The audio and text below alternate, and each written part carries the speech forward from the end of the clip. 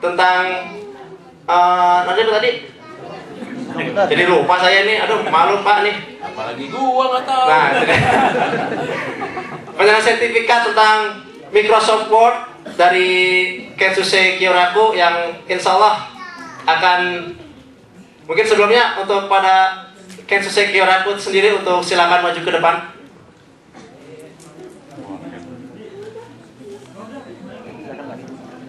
Saya. Waduh. Dan juga kepada Dewan Pembina MIT, kepada Bapak Eki Kurniawan SH untuk maju ke depan untuk menyerahkan sertifikat. Ini hasil teman-teman telah untuk mengikuti pelatihan komputer untuk spesial dari Microsoft Word ya.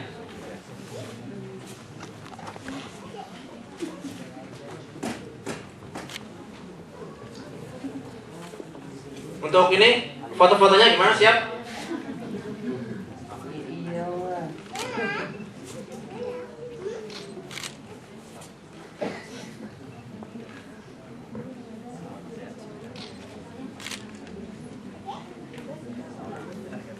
Ya, beri tepuk tangan. Ini ada acara wisudaan nggak? Oh gitu. Ya, terima kasih. Silakan kembali ke tempatnya semula.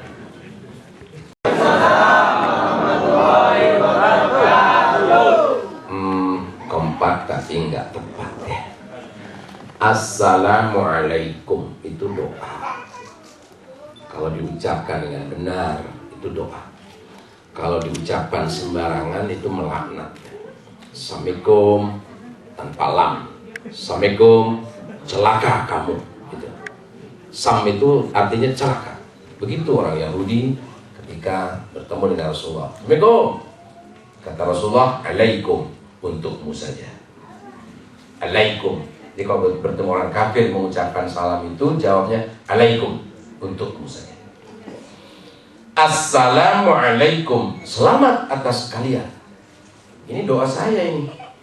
Dan buktinya selamat ini. Pada saat yang sama ada yang sedang main pancingko, ada yang sedang maksiat, ini sedang mengaji. Jawabnya doa lagi. Waalaikumsalam. Waalaikum assalam. Kum dan salam itu dua kata yang berbeda. Mananya beda. Kum itu kalian semua, salam itu selamat. Kalau bahasa Indonesia cukup dengan nada saja. Sate kambing. Minta sate kambing. Aku senyum, gue minta sate kambing. Karena sate dan kambing terpisah. Dengan nada yang berbeda cukup. Minta sate kambing. Udah lain. Ini ada jambu monyet. Maksudnya jambu monyet gitu. Ma, ini ada jambu monyet, mau? Kan lain. Assalamualaikum, selamat atas kum kalian. Waalaikumsalam. Kum dan salam tidak bersatu. Jadi bukan doa itu. Waalaikumsalam disatukan istilahnya di wisol, maka bunyinya jadi beda. Waalaikumsalam. Artinya kamu juga selamat, kalian juga selamat. Gitu. Ini pelajaran buat anak-anak tadi dan orang tuanya. Oke? Pengen bunyi?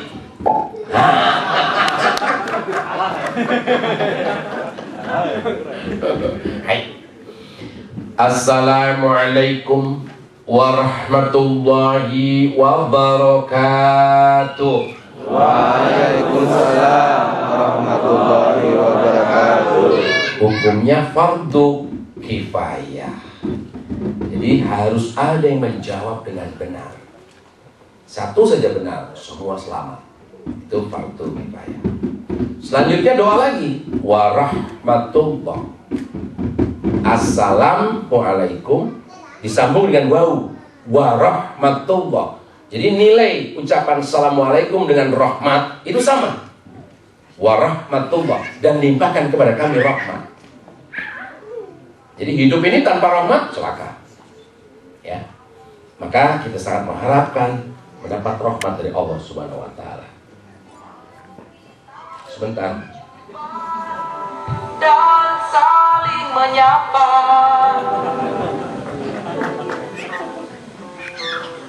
Hanya satu kata, kembali karam di hati. Walau sering bicara sampai lupa waktu. Wow, dia kagum. Di mana ku harus mencari sebuah kata yang hilang saat denganmu. Oke, nanti kalian kagum. Dan aku bangga, ujub, penyakit hati. Bahaya itu.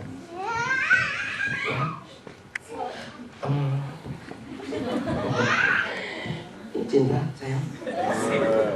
Iya, sama istri sendiri.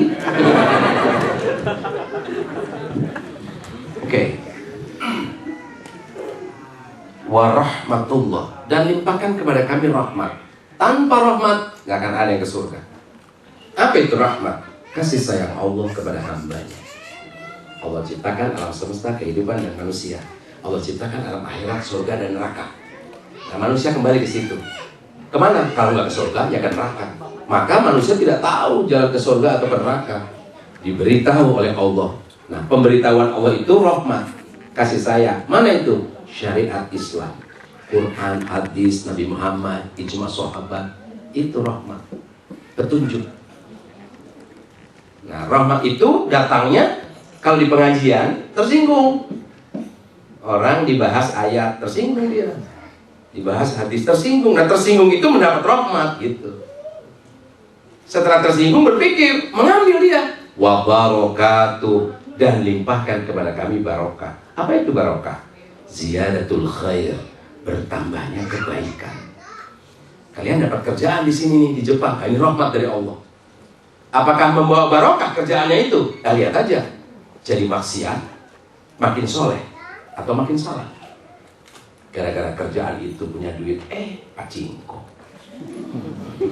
pacaran, alasan nggak sholat. Udah dulu di kampung rajin sholat, kan sibuk kerja nggak sholat, capek. Kawin sama orang Jepang nggak sholat, jadi istri orang Jepang nggak sholat, jadi suami orang Jepang nggak sholat. Nggak ada alasan untuk itu. Maka untuk mendapatkan barokah atau kebaikan dalam pandangan Allah, yang dapat barokah itu siapa? Orang yang bertakwa. Untuk dapat itu, di pengajian seperti ini ada ilmunya. Unzur maqala wala tandur mangkala. Perhatikan ucapan orangnya. Jangan lihat apa organisasinya, golongannya, suku apa dia, ganteng apa enggak. Itu udah fotokopian dari sana. Cuman gak gondrong aja. Ya iya, masa begini dibilang gondrong? Licin, Mbak. Bukan, nyinggung. Baik. Assalamualaikum warahmatullahi wabarakatuh. Waalaikumsalam warahmatullahi wabarakatuh. Alhamdulillah. Alhamdulillahi rabbil alamin. Wassalatu wassalamu ala asrafil anbiya wal mursalin Sayyidina Muhammadin sallallahu alaihi wasallam. Faqad qala Allah ta'ala fi kitabihil karim wa huwa asdaqul qa'ilin. A'udzu billahi minasy syaithanir rajim. Bismillahirrahmanirrahim. Laqad kana lakum fi rasulillahi uswatun hasanah. Wa qala nabiyul karim Muhammad sallallahu alaihi wasallam, man tashabbaha biqaumin fahuwa minhum. Wa qala la yu'minu ahadukum hatta yakuna hawahu tab'an lima ji'tu bihi. Shadaqallahul azim wa shadaqa nabiyul karim Muhammad sallallahu alaihi wasallam. Bapak Ihsan yang saya hormati, para penyelenggara, segenap panitia, para pekerja, saudara-saudara seiman yang dirahmati Allah, istriku yang kusayang. Bagaimana kita menjadi pekerja yang soleh, mampu membangun masjid, hidup barokah? Kalau tidak mampu membuktikan imanmu, sulit mewujudkan ketakwaan itu. Padahal tujuan hidup nggak ada lain, mardotilah, mendapat ridho Allah, mati masuk surga, selesai. Bahagia itu nanti di sana, bukan di dunia ini. Nah, mari kita buktikan iman. Mungkin sudah banyak orang yang melihat komputer atau internet, ya. Mungkin saya nanti akan mengambil sisi-sisi film dari situ untuk dikaitkan dengan acara ini. Buktikan imanmu, jadikan hidup lebih bermakna. Kalau hewan tidak bermakna, dia hidup saja seperti orang gila. Orang gila, hewan sama. Orang mabuk jauh lebih rendah dari hewan. Ya, pelacur, penjudi, koruptor itu jauh lebih jelek dari orang gila. Tapi orang-orang bertakwa jauh lebih mulia dari malaikat. Subhanallah. Bisa. Mau tidak? Gitu aja. Nah, bisa mewujudkan itu kalau imannya mantap. Sehingga hidupnya per detiknya itu bermakna. Ya. Bersama Haji Muhammad Khair Halimukti, hati rindu mukmin sejati. Amin.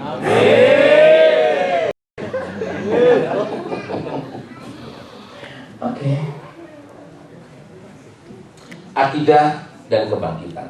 Tanpa akidah, manusia tidak bangkit. Jahiliyah. Jadi yang membangkitkan manusia itu akidahnya itu. Ya, kemajuan Eropa itu kayak mereka punya ideologi. Majunya komunisme sehingga bisa membuat orang pertama kan terbang di langit itu Gagarin, itu orang komunis. Kenapa bisa begitu? Punya teknologi. Kenapa? Karena berpikirnya itu bangkit. Ya, bangkit karena ideologinya itu. Nah, Islam itu 14 abad. Ketika Islamnya ditinggalkan, nah sekarang seperti ini. Ke Jepang cuma belajar komputer. Sementara mereka pegang hardware-nya, kita software doang. Mereka punya pabrik, kita kerja doang. Kita punya emas, ya, mereka punya pabriknya, nyedot emas ke negeri kita, nyedot gas ke negeri kita. Maksudnya kita yang bersedekah ke mereka, kita malah mengemis ke mereka. Nah, nggak bangkit itu. Sehingga apa yang menyebabkan manusia bangkit, mulia, ya, tingkah laku seseorang dipengaruhi oleh pemikiran atau fikroh yang dimilikinya. Jadi perbuatan kita itu tergantung pikiran kita ini. Nah, tingkah laku kita itu tergantung pemikiran kita, mempahim kita terhadap sesuatu. Misalnya pacaran itu apa? Ketika orang berpacaran itu ya karena pikirannya itu. Dia malas itu karena pikirannya itu. Karena manusia kan diberi malas oleh Allah, diberi rajin. Nah, pikirannya itu yang mau malas atau rajin yang mau diambil tuh pikiranmu itu. Mau rajin, malas, jujur atau dusta itu dari Allah semua. Orang ini mau jadi pendusta atau orang yang jujur itu karena pikirannya itu memilih dusta atau memilih jujur. Gitu. Coba lihat ini. Bisa hidup nggak? Oke.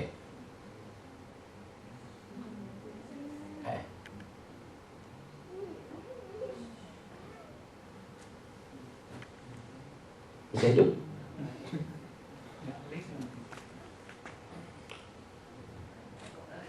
Nggak ngeling ya?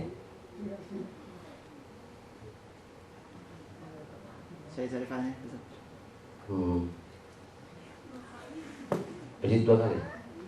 Sudah? Oh, malah ganti.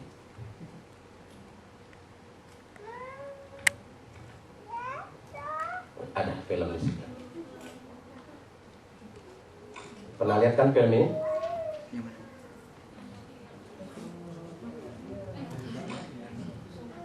Tahu Mam tembaknya? Apa lagi?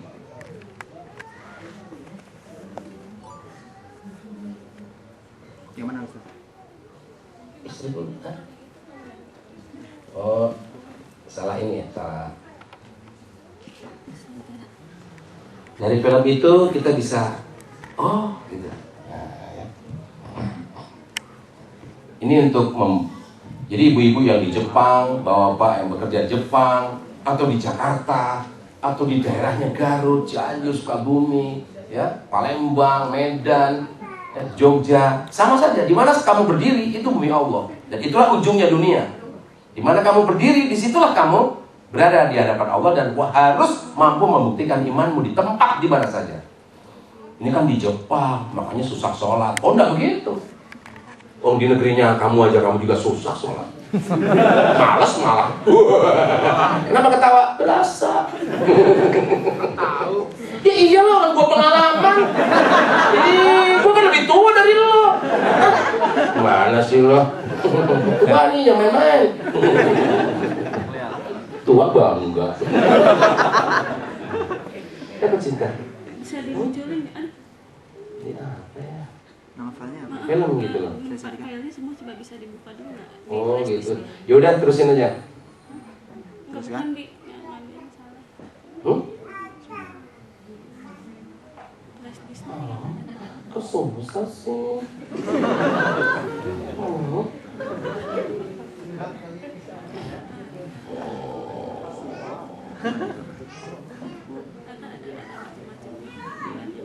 Bisa di ini nggak?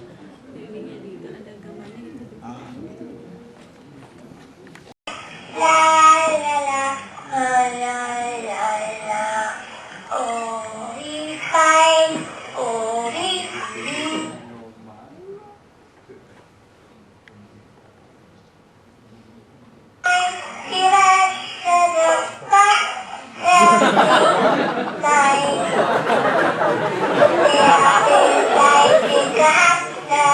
Nyanyi-nyanyi, ibunya seneng anakku nyanyi-nyanyi di dapur. Ya Allah, rajin amat anakku, ya, meniru perbuatan ibunya. Tiba-tiba ibunya kaget, hah, gila, apaan tuh? Begitu dia ditelek-telek, ternyata laptop bapaknya dicuci. Waduh, oke, thank you. Anak ini senantiasa melihat ibunya dipuji, bapaknya disayang karena berbuat baik. Dia ingin berbuat baik. Kemudian apa nih? Ya, menata tempat tidur berat, ngepel sulit. Wah, yang gampang nyuci piring aja. Tapi papaku kan piringnya udah dicuci mama. Laptop papa ya aku cuci.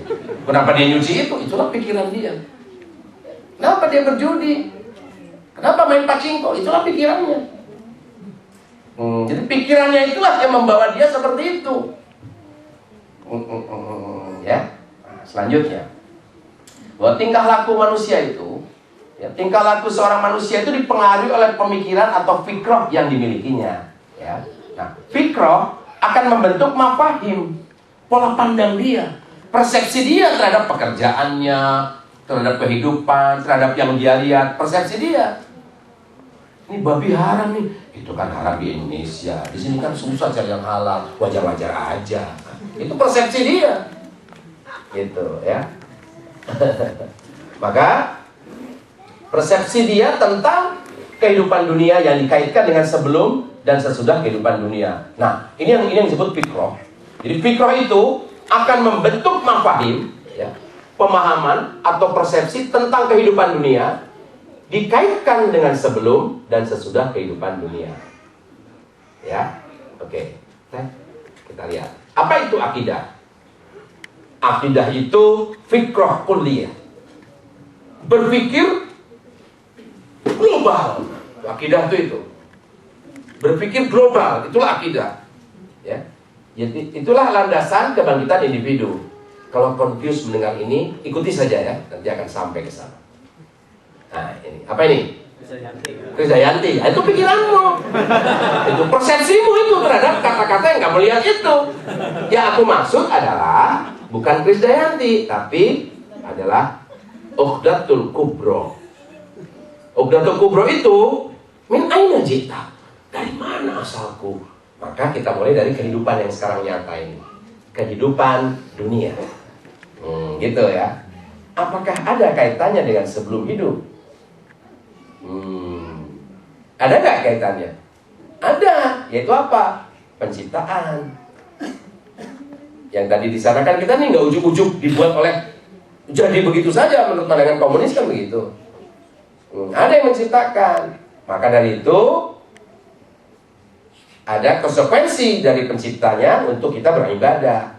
Jadi di dunia ini, ya, karena kita diciptakan, sebelum ini kita diciptakan, lahirlah ke dunia. Untuk apa? Untuk beribadah, menjalankan perintah dan menjauhi larangan.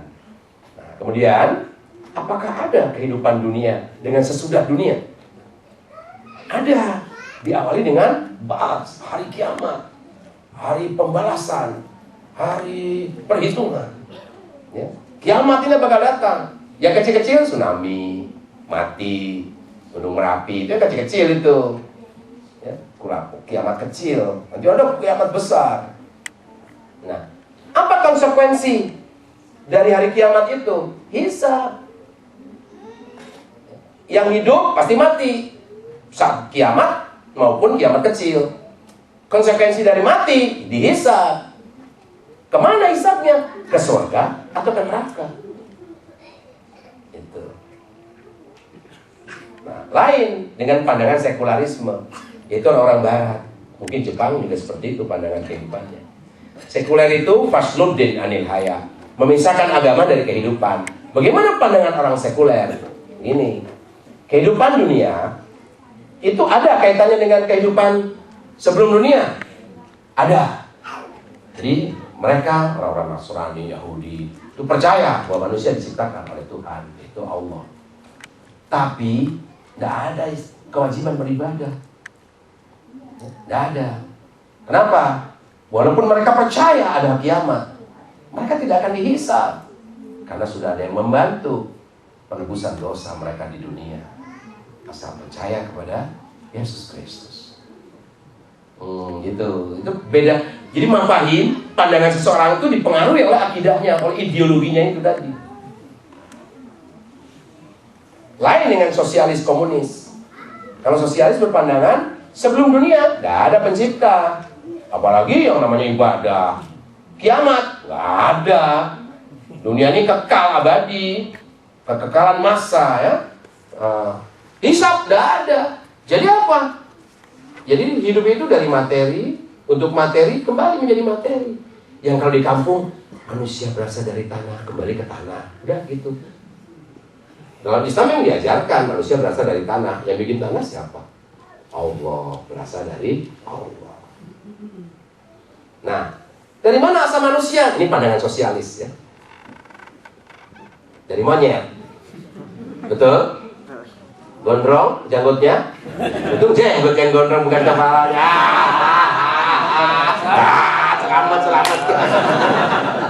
Selamat.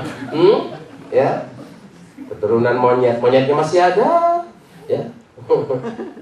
Manusianya sudah main komputer.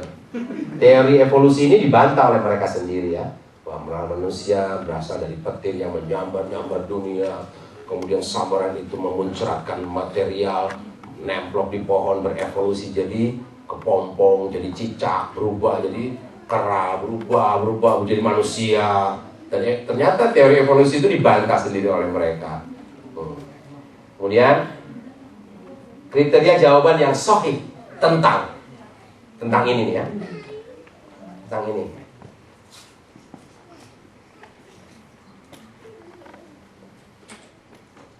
Maaf, oh ya, saya lanjutkan saja. Jadi pada diri manusia kan timbul pertanyaan tadi, dari mana asal manusia kan gitu? Min aina jikta, wa limadza, wa ila ilal masir. Dari mana asal manusia? Untuk apa hidup di dunia? Kemana setelah mati? Tiga ideologi sudah menjawab tadi kan? Nah, yang benar 2-1, yaitu Islam tadi. Sekarang kriteria jawaban yang sahih dan benar adalah memuaskan akal. Maka komunisme ambruk. Ya, baru 70 tahun di muka bumi sudah ambruk ya. Ditandai dengan runtuhnya Uni Soviet. Nah, kemudian sesuai dengan fitrah. Ya, nah ini. Bagaimana kalau Anda berenang di sini? Berani? Anda sebesar ini. Bagaimana melihat air terjun ini? Serem? Takut? Nah, itu fitrah itu. Jadi manusia itu punya fitrah, ngeri gitu. Kenapa? Takut. Karena ada yang lebih besar dari dia. Ini. Maka ada pohon besar disembah, ada patung besar disembah. Apa itu? Jadi fitrah manusia itu ya, fitrah manusia itu beriman. Jadi manusia kafir itu aneh. Ateis itu gak mungkin gitu loh. Aneh gitu ya. Gak mungkin manusia itu ateis. Seperti komunis Korea, itu tetap saja di rumah mereka ada foto Kim Il Sung. Kalau ada foto itu merunduk gitu. Nah itu tanda apa? Fitrah, memuja, mentakdis, mensucikan, meninggikan, mengagungkan sesuatu gitu. Ya. Nah fitrahnya itu harus sesuai gitu, memuaskan fitrah dia dan sesuai dengan fitrah manusia, menenteramkan jiwa. Maka Islam itu harus seperti ini, memuaskan akal, sesuai fitrah, menenteramkan jiwa. Ibu punya anak senang, tentrem, pamer dia waktu hamil aja pamer. Mau kemana itu? Ke rumah sakit. Coba kalau pacarnya hamil, pamer. Udah nggak tentrem, nggak sesuai fitrah. Kenapa tidak tunduk kepada Tuhanmu? Menghamilinya tidak karena Allah itu. Selanjutnya, bukti adanya pencipta. Ini kita mempertebal keimanan kita. Bukti adanya pencipta atau al-khaliq. Mengamati alam semesta. Ya, langit, benda-benda, makhluk-makhluk ya, teratur sempurna. Nggak ada yang tabrakan antara bulan dan matahari, bintang-bintang, nggak ada. Kalau ada yang nyeleneh, meteor nabrak, itu karena nyeleneh dia. Ya, dia tidak mengikuti aturan. Serba lemah. Ya, saya tuh kalau lari satu hari 24 kilo. Sekarang 4 kilo sudah lemah sudah. Makin tua, makin lemah. Ada yang kena osteoporosis, ada yang rambutnya memutih, ada yang rontok, ada yang dengkulnya sudah tidak kuat lagi menanjakan kakinya. Terbatas, mati. Makan, perlu yang lain, bergantung pada makan, bergantung pada udara untuk bernapas. Gitu ya, terbatas, butuh pada yang lain. Berarti ada yang tidak terbatas, ada yang mengatur semua ini, yaitu pencipta. Mari kita lihat, ya kita lihat kepada ini, bahwa untuk memasak air itu butuh panci, butuh api. Untuk api butuh media kompor. Padahal hanya untuk memanaskan 100 derajat Celcius saja, saling membutuhkan. Manusia seperti itu. Apa bisa pabrik-pabrik di sini hidup? Tidak bisa. Mereka perlu bekerja, saling bergantung. Pekerja ini perlu makan.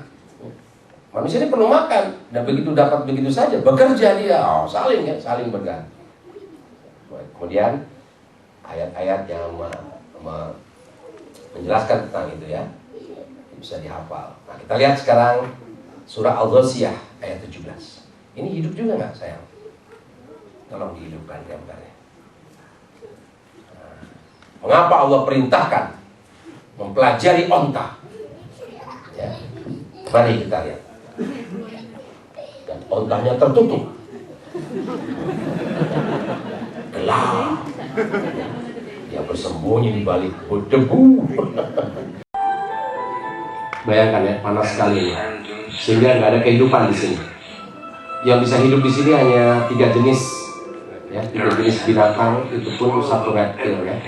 Nah, seperti ini yang mampu hidup, kalajengking, laba-laba beracun dan ular reptil ini, semacam ular dia. Tapi aneh, ya. Ada satu makhluk yang jenisnya sama dengan kerbau, dia bisa hidup di sana.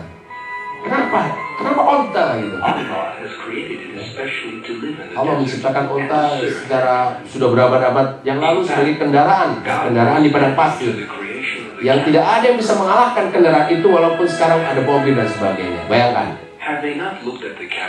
Apakah kalian tidak melihat bagaimana Allah menciptakan onta? Apalah yang dulu ilal ibli kaifa khuliqat. Ini kelebihan onta. Ini kelebihannya lihat. Kita lihat satu persatu. Di padang pasir nggak ada air. Kalau hujan menggenang air surut ya, diserap. sulit mendapatkan air. Panas terik yang sedemikian rupa, ya, nggak akan ada kehidupan karena panasnya seperti ini. Perlu apa di sana? Nutrisi yang sangat banyak, air yang banyak, menunjukkan buah-buahan yang harus banyak makan buah-buahan. Tapi onta ini pada panas yang di atas 50 derajat Celcius sekalipun, selama kira-kira 5, 6, 7, 8 hari, ya, bisa hidup tanpa makan, tanpa minum. Kenapa? Dia minum dalam waktu 10 menit 130 liter air. Ada yang bisa minum seperti itu? Kalau sapi 2 hari saja mati di padang pasir tanpa makan, tanpa minum. Manusia 2 hari, 1 hari mati. Makanannya rumput-rumput, semak-semak berduri yang menjadi lemak, jadi nutrisi yang disimpan di punuknya. Makanya punuknya itu tempat apa? Nutrisi. Padahal makanannya kayak gitu. Waduh, kita pegang berduri, tapi bibirnya, ya, mulut dan perutnya seperti mesin giling. Ya, bibirnya itu duri-duri apa saja dilibas. Kalau nggak percaya, silakan berciuman dengan onta. Bibirnya luar biasa itu. Itu dari mulutnya. Belum tentu binatang lain bisa mengunyah atau memakan duri-duri seperti itu. Nah, debu di padang pasir nggak seperti ini ilustrasi saja. Itu membutakan mata, membutakan mata, dan berbahaya debu itu. But Allah has created a special protective system in the camel to enable it to withstand these difficult conditions. Bayangkan matanya yang indah. Debu yang begitu tipis itu tidak bisa masuk ke matanya. Kalau binatang lain kelilipan, udah gak bisa ngucek-ngucek mata. Bawa apa? Kalau kelilipan, udah ngamuk mereka. Kalau ini enggak, dia masih tetap bisa berjalan karena mata kelopaknya itu ditutup oleh bulu-bulu yang indah. Hanya onta yang punya mata seperti itu. Hidungnya itu ada klepnya, nggak pernah bersin, nggak pernah kemasukan lalat, kemasukan debu. Tuh, tank tercanggih punya Israel, punya Mesir, perang, selip, ya, nggak bisa jalan normal. Tapi onta di padang pasir, di padang es, walaupun langsing tinggi, tidak pernah terperosok. Tidak pernah terperosok. Kenapa? Karena kakinya lebar. Kalau orang di jalan di salju harus pakai ini, onta enggak? Hah?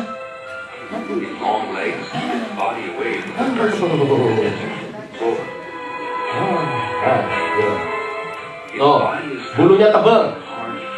Nggak usah beli jaket bulu, musim dingin berbulu langsung.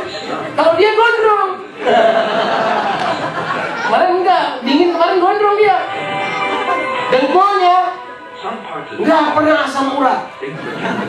Walaupun onta tua lagi begini dia langsung bisa berdiri. Luar biasa. Padahal pasir itu panas banget. Tapi binatang lain kalau keletihan, ya, menyandar di, nah ini panas nih. Kalau binatang lain itu kepanasan. Kalau onta enggak. Kulitnya adalah lapisan lemak dan tebal. Itu hanya diberikan Allah kepada onta saja.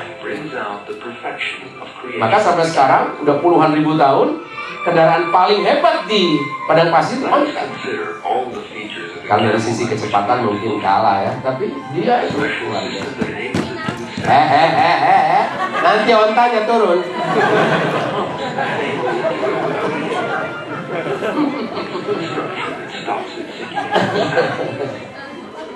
Ya.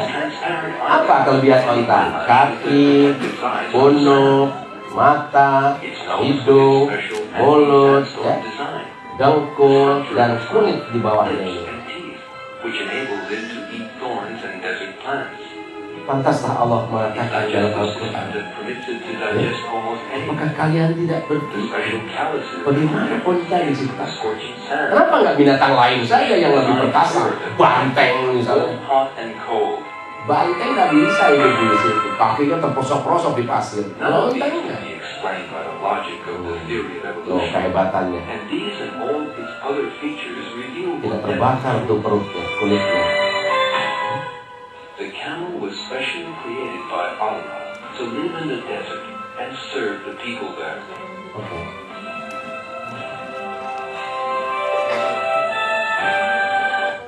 Kita lanjutkan lagi. Nah, setelah kita pelajari, kenapa harus onta? Siapa yang bikin onta? Nah, itu. Inilah faktanya.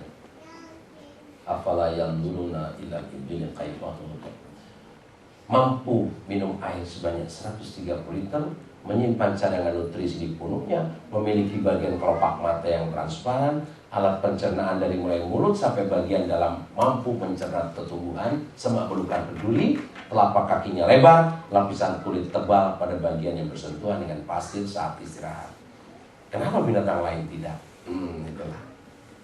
Nah, sekarang kita lihat, ya kebetulan saja saya di Jepang. Kebetulan saya jadi karyawan, jadi pegawai. Coba kalau saya jadi bos. Kebetulan saya jadi bos. Tidak ada yang kebetulan di muka bumi ini. Kebetulan istri saya orang Jepang. Kebetulan suami saya orang Jepang. Tidak ada yang kebetulan di muka bumi ini. Semua atas kehendak Allah.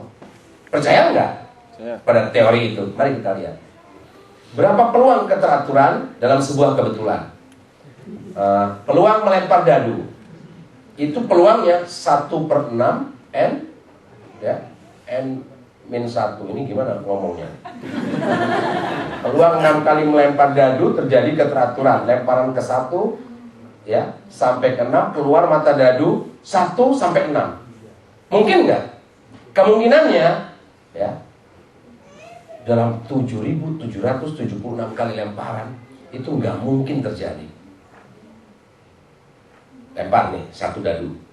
Yang sisinya kan 1, 2, 3, 4, 5, 6. Lempar. 1, lempar lagi kedua, 2, lempar lagi, 3, lempar lagi ke 4 ke 5 ke 6. Itu tidak akan pernah terjadi. Kalau terjadi kemungkinannya sangat lama, sangat tidak, kecuali diatur. Dadu 1 semua, 1. Dadu 2 semua, 2. Sekali lempar udah 1, 2, 3, 4, 5, 6. Artinya apa? Ada yang mengatur. Makanya kamu lahir jadi perempuan, kamu jadi laki-laki. Itu sudah bukan kebetulan, itu sudah diatur saja demikian. Kamu bernafas, kamu malas, kamu rajin, itu sudah ketentuannya seperti itu. Kamu pendusta, kamu orang yang jujur, itu diberi oleh Allah. Kemudian diberi akal. Nah, akalnya ini mau berdusta atau mau jujur, itu pilihan. Maka siapa yang mau kafir atau beriman, itu pilihan. Ketika orang ini mengambil iman, nggak ada yang bisa melepaskan dia dari situ. Ketika orang ini mau kafir, ya nggak akan ada yang bisa menjadikan dia beriman, karena semua itu kehendak Allah. Tapi kamu yang milih kehendak Allah itu, mau kafir atau iman itu pilihanmu. Tapi semua itu kehendak Allah. Gitu. Jadi kita lihat, jadi 0 ya, kemungkinannya 0. Silakan coba nanti. Selama kerja di Jepang ini lemparkan 6 dadu tiap hari gitu. Ya, nanti laporkan ke saya kapan berhasil melempar dari 1, 2, 3, 4, 5, 6 berurutan pada lemparan keberapa. Nah, ini tidak mungkin terjadi keteraturan 6 kali melempar dadu keluar angka 1 sampai 6. Ini apa? Ibu-ibu ini apa? Kecoa, cantengan. Ya, karena nggak tahu tentang ini, aku kasih tahu. Kutu anjing yang dibesarkan sekian ribu kali, ya. Kecil nggak kutu anjing? Kecil. Kita besarkan lagi. Ternyata badannya bersisik. Perbesar lagi. Ternyata di balik sisik itu ada kutu-kutu lagi. Kita nggak tahu tentang kutu. Jangan sombong. Kutu aja nggak tahu. Di balik kutu ada kutu lagi. Pantesan setelah pengetahuan didapatkan, awas kena lalat, nanti kena tipes, nanti kena mencret. Ternyata memang kaki lalat itu membawa seperti ini, virus atau sejenis bakteri dan sebagainya. Gitu ya. Kalau dulu menyalahkan angin, wah ini ada angin setan, makanya orang kena tipes. Padahal jorok itu. Itu yang kecil. Sekarang yang gede, dunia, ya, gede banget, sama dengan Venus. Tapi dibanding Jupiter, dunia cuma segede apa? Nih, dibanding matahari, dunia sebesar titik itu. Panas ini 4 juta derajat Celcius. Kalau ini dianggap neraka, maka bumi dilempar ke neraka. Tes. Tapi masih bukan neraka, masih terdeteksi panasnya. Gede banget matahari ya. Ada yang lebih besar dari matahari, terus sehingga matahari hanya sebesar itu. Mana Jupiter? Jupiter tidak kelihatan, dunia nggak direkan. Siapa yang bikin ini? Gede banget. Ini yang diketahui manusia ya. Ada lagi yang lebih besar, Antares. Dan di Antares itu adalah bagian dari planet yang ada di Betelgeuse. Yaitu apa? Apa Betelgeuse itu? Alam semesta. Di sana ada galaksi yang isinya miliaran bintang ya. Galaksi, nah itu. Jadi galaksi itu miliaran bintang isinya. Kecil manusia, jangan sombong ya. Pasti ini ada yang bikin ini, ada yang mengatur, tidak bertabrakan. Nah, kesimpulan yang memuaskan akal sekarang, ada pencipta yang maha mengatur segala yang di alam semesta itu, termasuk kuntung tadi. Apalagi manusia. Lantas apa? Bukankah iman kepada Tuhan pencipta adalah suatu fitrah pada setiap manusia? Nah, fitrah tadi kan kagum dan sebagainya, ya, takut. Nah, iman pada pencipta adalah suatu yang fitri, karena manusia memiliki gharizah tadayyun, naluri menuhankan. Nah, naluri menuhankan itu atau gharizah tadayyun itu, ya, akan memunculkan ini wijdan yang gitu loh. Gitu. Tadi orang yang bersolawat itu dia berharap masuk surga. Ada wijdan itu. Gitu loh. Wijdan itu. Wijdan ini muncul dari gharizah tadayyun. Kalau orang gila nggak dikasih itu. Orang berakal akan muncul wijdannya. Maka tanpa akal nggak mungkin beriman.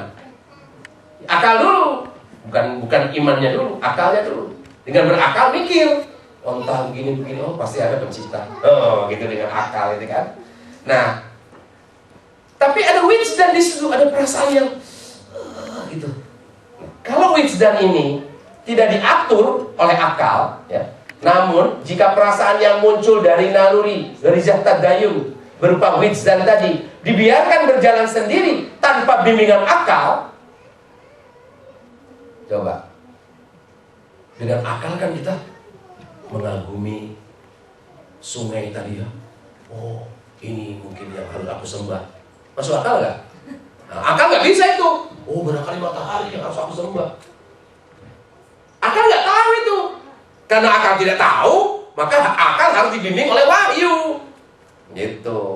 Dan akal serba tidak tahu. Ya. Bila akal tidak mampu, maka harus gunakan wahyu dari langit. Maka ia akan cenderung menambah-nambahkan pada pencipta sifat-sifat yang tidak layak. Kalau tanpa wahyu, cukup dengan akal, maka manusia akan seperti ini, ya. Dan tanpa bimbingan akal, manusia akan cenderung menyembah sesuatu yang sebenarnya tidak layak untuk disembah. Ada yang menyembah minuman keras sebagai tempat pelampiasan tadayunnya itu. Ada juga yang menyembah ini. Orangnya pintar nggak yang menyembah ini? Ahli tekstil, orang-orang yang ahli tekstil dari India itu kaya-kaya, tapi nyembahnya ini. Atau ini?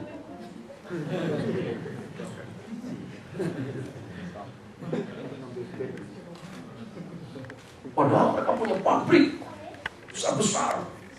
pinter-pinter, tapi nggak cerdas dia. Karena tadayunnya tidak dibimbing oleh wahyu.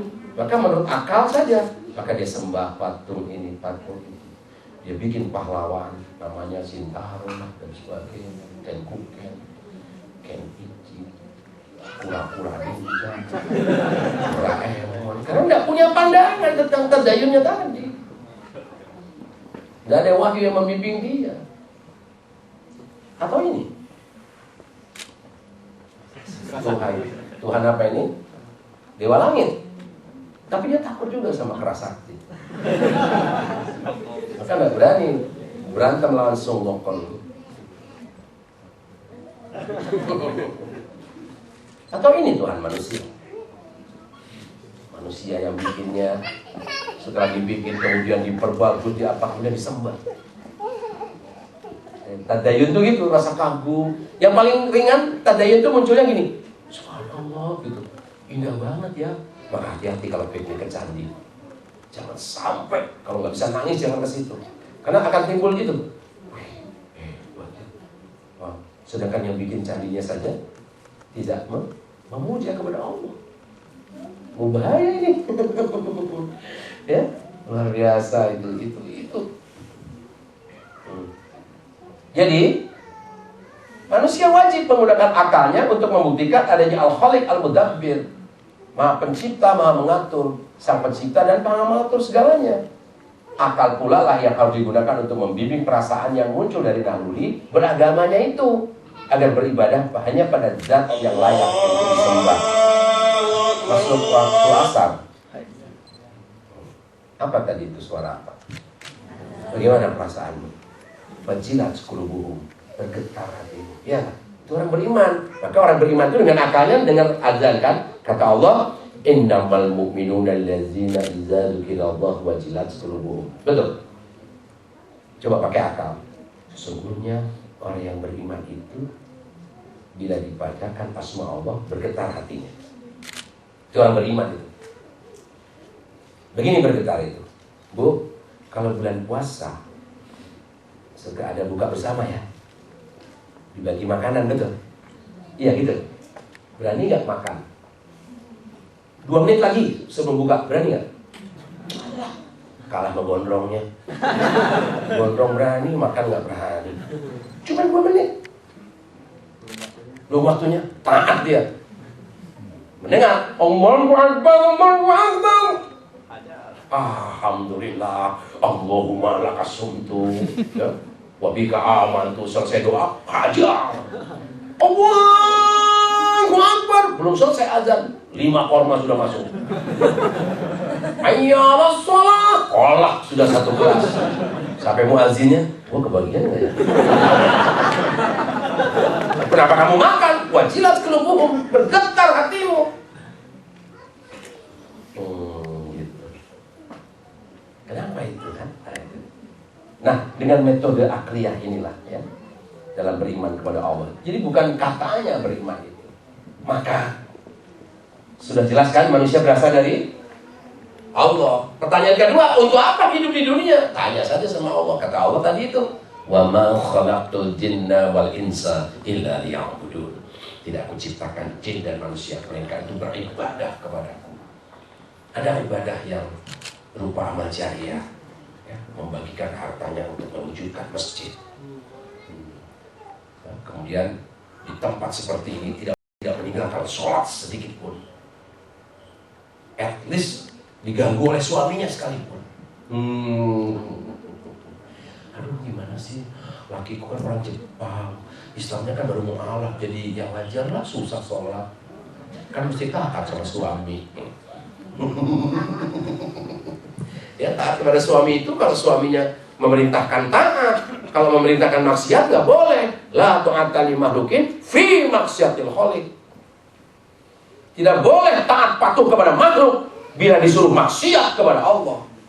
Kalau suaminya maksiat, ya misalnya suaminya nggak sholat, nggak bisa baca Quran, tapi dia perintahkan, sayang, aku nggak bisa baca Quran, ajarin anak baca Quran. Nah, ini wajib taat ini, bukan lu dong, lu kan suami, belajar dong, gondrong aja diduluin. Ada Ada pindah belakang, gua ngikut. Gitu. Jadi bukan suami maksiat kita tidak boleh patuh, tapi perintah suami itu mutlak bila perintahnya fi maksiatil khaliq. Bila perintahnya adalah perintah wajib. Makanya sekarang di Jepang ini kan jauh dari Mekah, jauh pakai jilbab norak deh kayak ninja. Zaman ninja udah lewat. Akhirnya ya patuh sama suami buka kerudungnya. Udah boleh patuh itu karena disuruh maksiat membuka jilbab.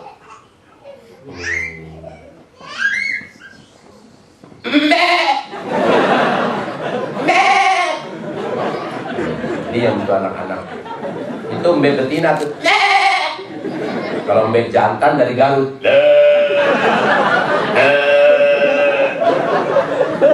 Kalau anak kambing kayak lu lari-lari gitu. Ada mbak error.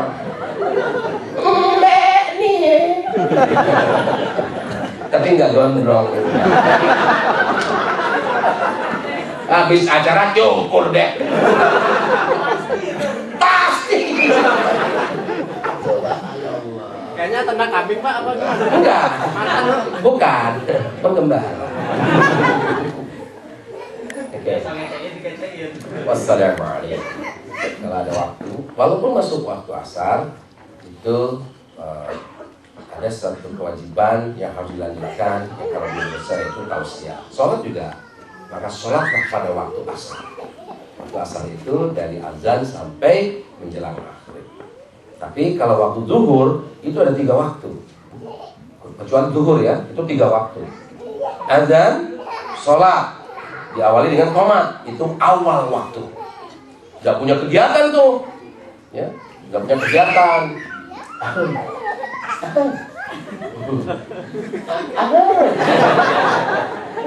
Kan bukan buat gue. Kemudian tepat waktu. Kalau di Jakarta azan itu jam 12, azan qomat sholat, jam 2 sholat, itu tepat waktu. Itu masih tepat pada waktu zuhur. Menjelang asar sholat dia, itu akhir waktu. Itu waktu zuhur itu ada waktunya ada 3. Kalau subuh, maghrib, isya, kalau isya panjang banget. Kalau maghrib, sholat di waktu maghrib. Jadi di antara isya dan waktu azan itu waktu maghrib. Nah ini kita sedang belajar nih, sedang tausiah, sedang menuntut ilmu. Maka bisa dilanjutkan sampai pada tepat waktunya itu. Ya. Saya lanjutkan. Ada pertanyaan? Yang terakhir. Kan tadi segala sesuatu itu kehendak dari Allah Subhanahu wa taala. Terus bagaimanakah dengan jodoh? Ya. Terima kasih Pak. 1 tahun 9 bulan. Saya nggak pernah ninggalin sholat. Tapi terasa itu luntur itu. Sekali ninggalin sholat, astagfirullah. Karena kerja itu kan. Ya, tapi ternyata teman saya ada saja yang istiqomah. Belakangan hari saya paham. Bagaimana saya bisa istiqomah? Ngaji, nggak ada lagi. Mendisiplinkan waktu. Jadi bukan meluangkan waktu, bukan. Mengalokasikan waktu untuk ngaji. Seminggu sekali cukup. Dengan mengaji itu selalu bertambah ilmu. Mengaji itu bukan baca Quran, bukan, itu tadarusan, itu mengaji sunnah hukumnya. Ini yang wajib, memahami, merubah pemikiran. Gitu. Mengaji yang merubah pemikiran, yang membangkitkan pemikiranmu, gitu. Mengaji yang membuat mustahil. Gitu. Itu saya selama 15 tahun ini mengaji seminggu sekali aja. Wah kalau ngaji itu ngantuk, malas, setan ini. Tapi kalau diajak ngomongin orang 5 jam gak mau berhenti. Bener kan? Apalagi pacingko. Sebanyak-banyaknya uang terus. Mana haram lagi ya. Jadi bisa istiqomahnya itu karena mengaji. Dan itu wajib. Talabul ilmi faridatun ala kulli muslim wal muslimah. Oh, wajib bagi muslim dan muslimah. Artinya kalau tidak dikerjakan dosa gitu. 2. penyakit. Di zaman kejayaan Islam, di zaman para khalifah, itu sampai umat Islam menemukan angka 0. Dikembangkan itu, sehingga angka-angka Romawi itu sulit kan, menulis pakai angka Romawi itu sulit. Maka dengan angka 0 itu berkembanglah komputer. Itu dasar dari komputer itu ditemukannya angka 0. Karena meriset terus ketemu angka 0 itu. Luar biasa. Titik. Bahasa tanpa titik. Tanpa titik koma. Kemudian pengobatan. Pengobatan model Islam, habatus sauda. Bekam. Ya. Itu luar biasa itu. Tapi di zaman khalifah, di zaman kekhilafahan, terus diriset, muncul Ibnu Sina. Dia sampai menulis buku, ratusan buku tentang menjaga atau apa itu tentang jantung. Gak bisa nih dengan bekam. Berkembang teknologi, kedokteran. Canon, ada kitab Canon. Canon di situ tentang apa? Perawatan jantung. Dan Ibnu Sina itu yang Avenzina yang disebut Avenza, Avenzina disebut di barat itu adalah bapak kedokteran modern. Ini ada kewajiban menuntut ilmu. Umat Islam menemukan mesiu di Cina. Udlubul ilma walau bisin.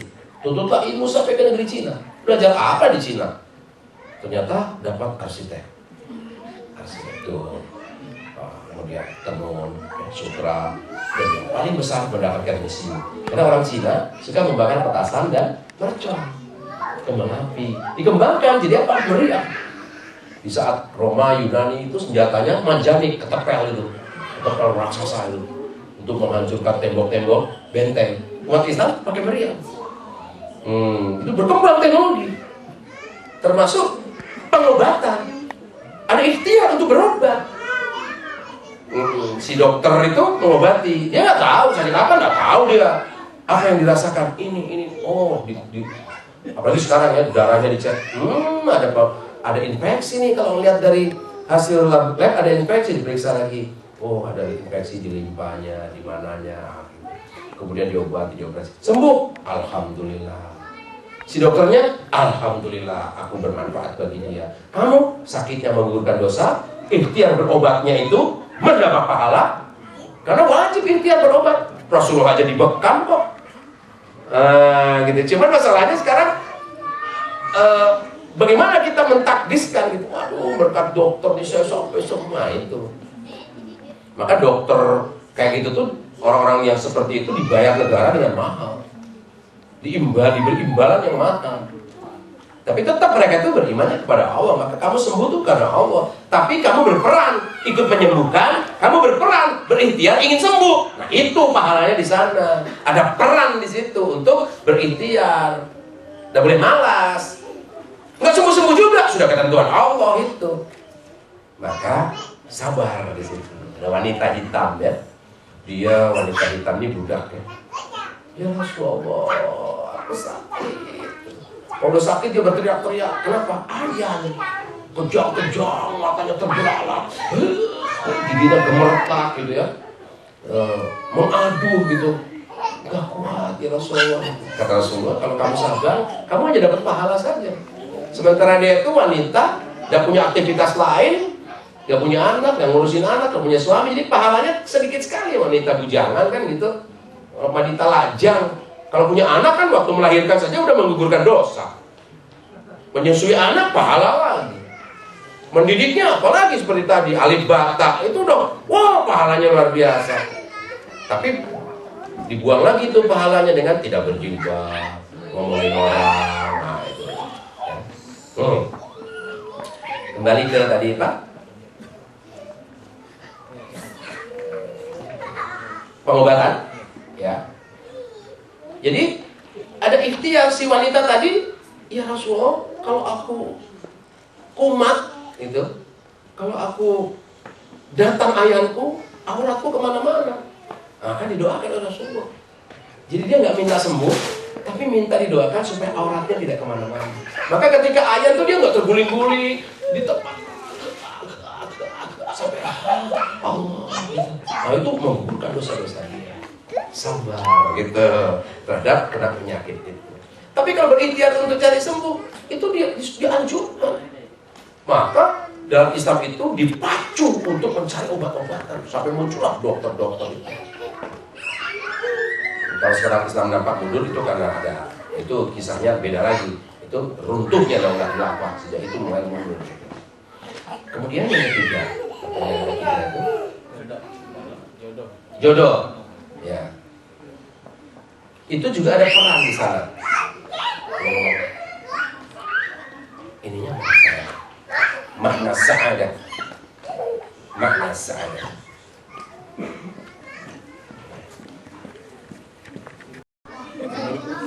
Mencium pacar haram juga.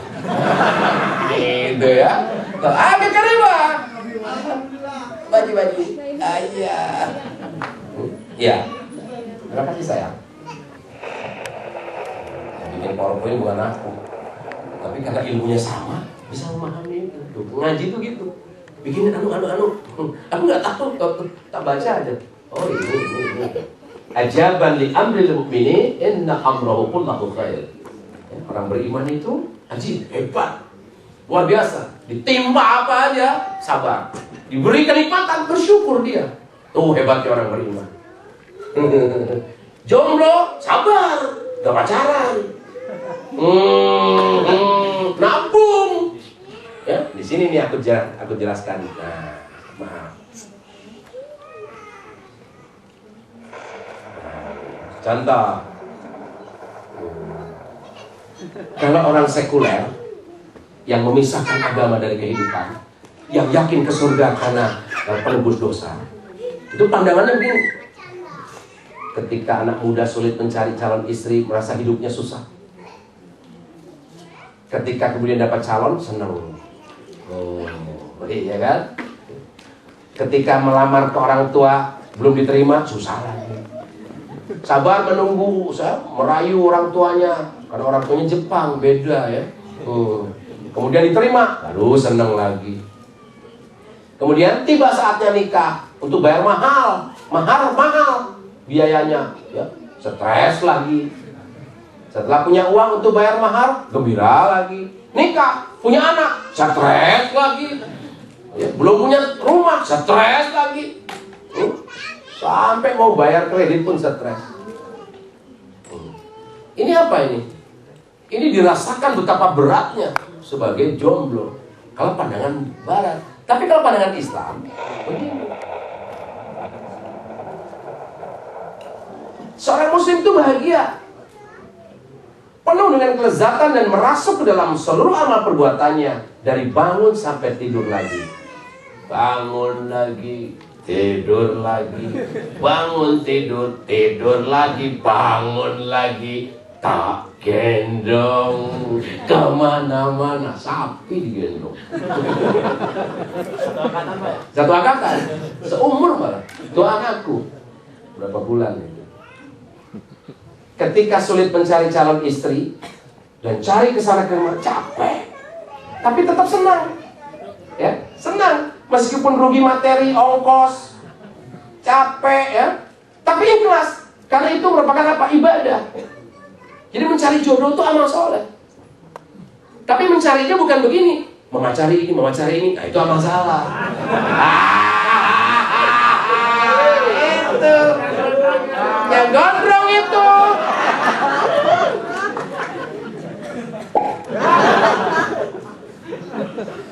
Jadi mencari itu bukan memacari, mencari jodoh, nanya ke ustaz, nanya ke bos, dia udah mau cocok gak saya dengan dia, tolong lamarkan, ditolak, sakit hati, alhamdulillah, ya, jadi dirahasiakan melamar siapa, jadi tersembunyi melamar itu, nggak terang-terangan begitu, penolakannya pun sakit hatinya tuh menggugurkan dosa, sabar dia, karena mencari jodoh, ya, itu amal soleh, pahalanya bisa menjadi tiket masuk surga.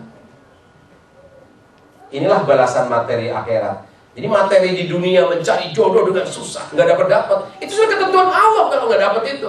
Dapat pun ketentuan Allah, tapi ada peran tidak beramal soleh. Gitu. Bisa jadi onggak-onggak pun dapat, tapi nggak ada amal soleh di situ. Tapi berjuang, berusaha, melamar itu pahala. Tapi memacari itu dosa, gitu loh. Ingat itu ya, melamar, terus berharap-harap, ya Allah gitu. Ke Allah bukan, oh, dapat gak nih? Dianggap ke Joko bodoh. Udah bodoh ditanya.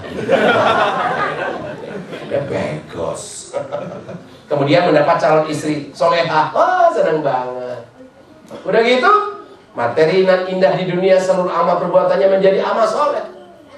Di kegiatannya melamar dan sebagainya itu amal soleh bagi dia.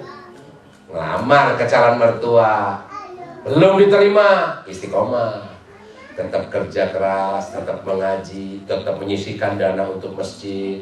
Biasakan, jadi ketika menikah sudah biasa istrinya. Gitu. Terus konsultasi, terus komunikasi, ya, sampai meyakinkan mertua. Meyakinkan mertua itu pahalanya gede. Gitu loh.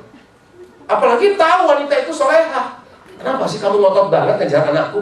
Loh, putri bapak itu solehah. Wanita solehah itu wajib dikejar.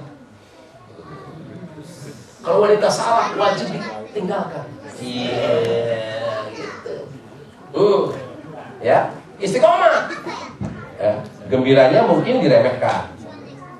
Apa diremehkan? Alah, kamu cuma kerja di Jepang. Ke Jepang kan cuma kerja. Cuma 100.000 yen, kecil. Ada yang mau melamar ke sini bintang film. Iya. Oh, nggak mau kalah sama dia. Dia belum tahu laki-laki soleh. Aku walaupun cuma 100.000 yen, aku potong 10.000 yen untuk masjid. Masih kurang, tapi aku tetap melamar dia. Istiqomah itu. Gigih, ya. Gigih. Dan pengorbanan dengan segala teknik meraih calon mertua. Semakin besar perhitungan pahalanya di sisi Allah. Semakin sulit mendapatkan istri, semakin besar pahalanya. Gitu. Kalau ada hambatan gitu, nggak dapat juga, misalnya dia mati, itu sudah qada Allah. Atau berjodoh, itu sudah kehendak Allah, bukan hasil usahamu. Nah, usahamu itu ibadah tersendiri, gitu. Maka nggak bisa sombong nih, wah kerja keras dong, makanya aku dapat dia. Enggak. Kerja kerasmu itu pahala tersendiri, dapatnya itu kehendak Allah. Bisa nggak memprediksi ini? Ada orang yang pacaran 20 tahun, begitu ke Jepang, kawin sama orang Jepang, pacarnya ditinggal. Lah yang 20 tahun apaan? Dosa selama 20 tahun. Itu. Kalau ini ikhtiar mencari, nggak pacaran mencari, nggak dapat, dapatnya orang Jepang. Baru diterima di sini 3 hari langsung minta nikah. Nah, terus usaha mengejar si itu nggak dapat pahala. Tapi bukan mencium bibirnya gitu,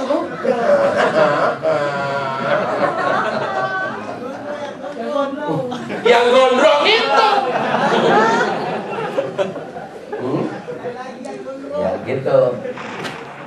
Bahkan orang sakit saja bisa menebus dosa. Yang tadi itu jawazirun alan nas, menghapus dosa orang yang sakit.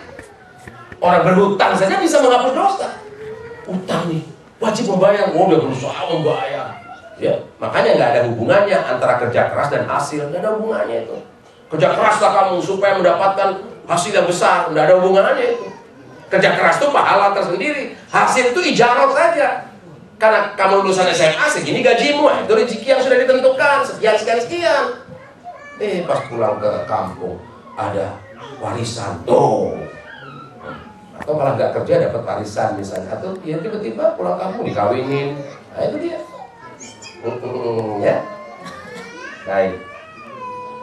Semoga itu cukup ya. Semangat lagi dia cari jodoh. Ya, terima kasih tadi atas penjelasannya. Ini kayaknya semuanya menyangkut saya semua, jadi aduh gimana gitu. Udah, soalnya kamu soleh. Gitu. Paling depan, makanya dicontoh. Cuman gondrong doang gitu. Kita nyukur. Ya, pada para jomblo dan jomblowati ya, mungkin bisa kalau misalnya ingin mencari jodoh ya, mungkin cara tadi dari Ustadz Hari Mukti mungkin bisa ditiru ya, mungkin saya juga bisa menirunya seperti itu gitu. Mungkin karena mungkin pertanyaan tadi udah bagus ya, panjang, misalnya dapat door prize ini sedikit ya dari panitia, bisa diterima. Amin. Ini saya sedikit agak malu-malu gimana gitu lah. Tadi habis menjelaskan tentang jodoh, dan makasih banyak Ustaz. Ini ilmunya, ini alhamdulillah dapat. Ya mudah-mudahan bisa saya lakukan. Saya mau tanya Kang Haji, tadi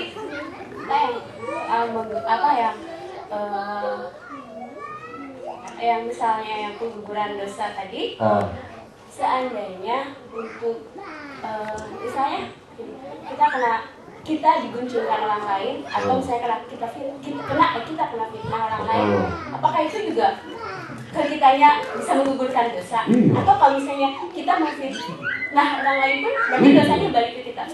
Bukan balik, dosanya pindah ke yang fitnah. Puasa sebulan nih, nggak ngomongin orang, ibadah terus, tambah lagi baca Quran, tambah lagi bersedekah, tambah lagi ngurusin anak, ngurusin suami, di bulan Ramadan lagi, wah.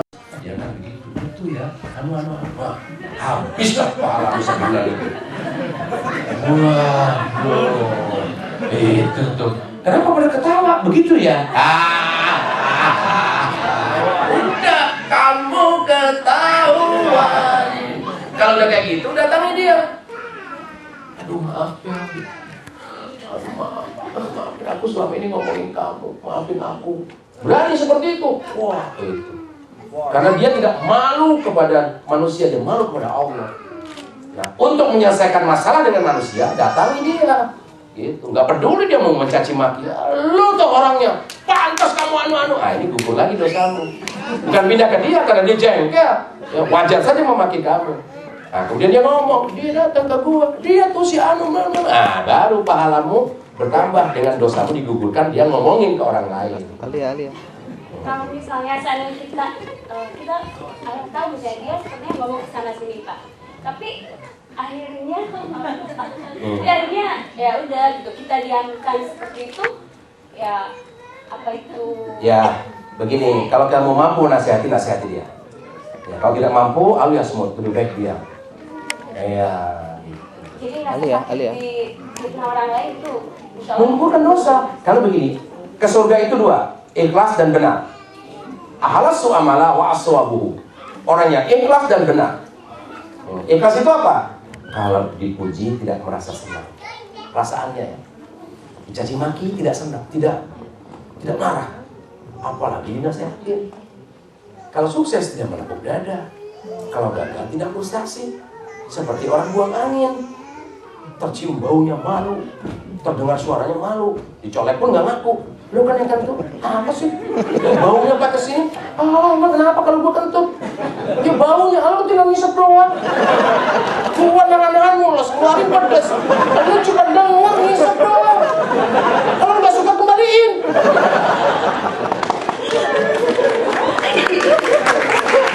Kenapa nih? Itu kenapa dia? Kenapa nggak ngaku kan? Nah orang ikhlas itu seperti orang kentut tadi. Jadi kalau beramal soleh dia malu. Nah ini malunya itu dia ngomongin orang malu, makanya ngumpet-ngumpet ngomongnya. Ini terbalik ini. Bagaimana sikap kita? Kalau kita tahu orangnya, datangi. Sayang, kamu jangan bikin dosa. Kamu berdosa dengan ngomongin aku. Aku nggak marah, aku maafin kamu. Atau enggak juga, tahu nomor teleponnya, doain dia. Ya Allah, muliakan saudaraku ini. Ya. Dia teman baikku, keluarganya. Kalau ke suaminya dan anak-anaknya. Amin. Namamu Wati. Goblok lu. Blok. SMS baik lagi. Alhamdulillah. Ya Allah, sayangi keluargaku, saudaraku ini. Jadi saya nggak mau kosong. Jadi saya difitnah habis. Kemudian habis. Ini. Kenapa sayang? Balas. Gimana balasnya? Doain.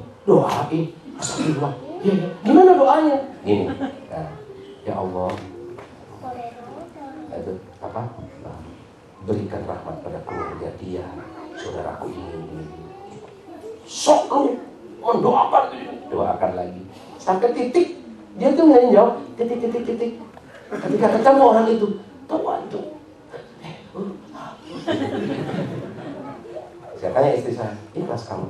Enggak juga sih. Ada masih ada gitu. Nah itu yang tahu kamu dan Allah. Maka itu cukup dan astagfirullah, Allah masih ada dendam ini. Tapi sudah berani. Nanti kalau ketemu gimana Bi?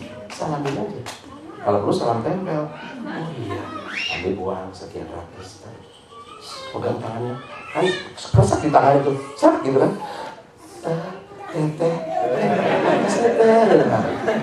langsung dia, Abi, bener sayang, cubit aku. Awas ntar malam. Ya, kasihan jomblo. Yang gondrong tuh. Ya, dan kemudian jangan dikatakan ke orang lain lagi orang itu. Jangan dikatakan lagi. Terus, oke, baik-baik aja sama dia. Iya, aku datangin dia gini. Enggak. Alhamdulillah, ternyata dia soleh. Ternyata dia soleh apa? Luar biasa. Kamu ngomong begitu, itu kembali ke kamu. Kamu mencaci dia, kembali ke kamu. Coba lihat kaca. Lihat di cermin tuh. Ya, tunjuk tuh kaca. Dia akan tunjuk ke kamu. Maki-maki tuh kaca, dia maki-maki kamu. Coba senyum. Dia senyum ke kamu. Jadi kalau kamu cerminan hatimu baik, bertemu dengan orang, dia akan bercermin baik ke kita. Kalau ternyata dia jahat, urusan dia dengan Allah. Nah, ikhlas itu nggak gampang. Apalagi di Jepang, saingannya luar biasa.